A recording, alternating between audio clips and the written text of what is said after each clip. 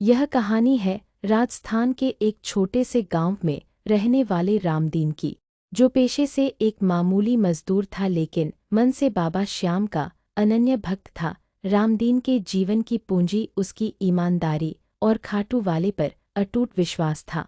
एक समय ऐसा आया जब रामदीन के घर पर दुखों का पहाड़ टूट पड़ा। उसकी इकलौती बेटी अचानक एक ऐसी बीमारी की चपेट में आ गई जिसका इलाज गांव के छोटे से अस्पताल में मुमकिन नहीं था। डॉक्टर ने साफ कह दिया कि इसे शहर के बड़े अस्पताल ले जाना होगा और ऑपरेशन के लिए मोटी रकम की ज़रूरत पड़ेगी। रामदीन के पास न तो इतने पैसे थे और न ही शहर में कोई जान पहचान। हारकर रामदीन अपने घर के कोने में रखी बाबा श्याम की तस्वीर के सामने बैठ गया। उसकी आंखों से आंसू बह रहे थे, पर मन में एक पुकार थी। उसने बस इतना ही कहा, बाबा, सुना है तुम हारे का सहारा हो। आज मैं पूरी तरह हार चुका हूँ। अब या तो मेरी बेटी की सांसें बचा लो या मुझे अपने पास बुला लो। उसी रात रामदीन अपनी बेटी को लेकर शहर के लिए निकला। बस स्टैंड पर पहुंचते ही उसे एहसास हुआ कि उसके पास दवाइयों और शुरुआती खर्च के लिए भी पैसे कम पड़ रहे हैं। वह एक बेंच पर बैठकर रोने लगा। तभी साधारण से लिबास में एक वृद्ध व्यक्ति उसके पास आकर बैठा। उस व्यक्ति ने बड़े प्रेम से पूछा, बेटा, इतना परेशान क्यों है?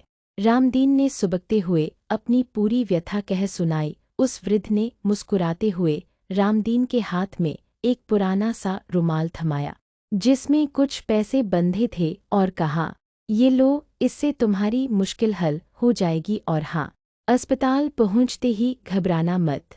वहां तुम्हें एक नीले रंग की कमीज वाला आदमी मिलेगा, वह सब संभाल लेगा।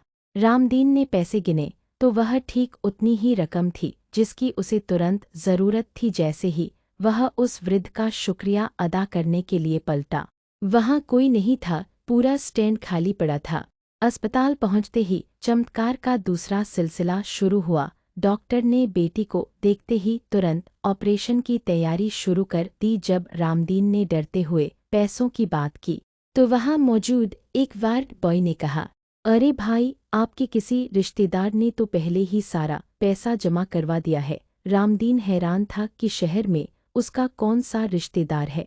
ऑपरेशन सफल रहा और उसकी बेटी की जान बच गई। छुट्टी मिलने के दिन जब रामदीन काउंटर पर हिसाब करने पहुंचा तो उसे बताया गया कि रसीद पर जमा करने वाले का नाम श्याम सिंह लिखा है।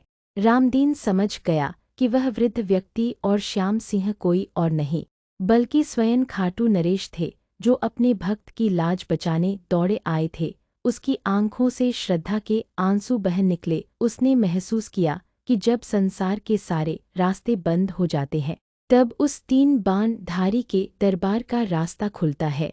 यह घटना हमें सिखाती है कि श्रद्धा में वो शक्ति है जो पत्थर को भी पिघला सकती है। बाबा श्याम अपने भक्तों को कभी अकेला नहीं छोड़ते, वे किसी न किसी रूप में आकर थाम ही लेते हैं।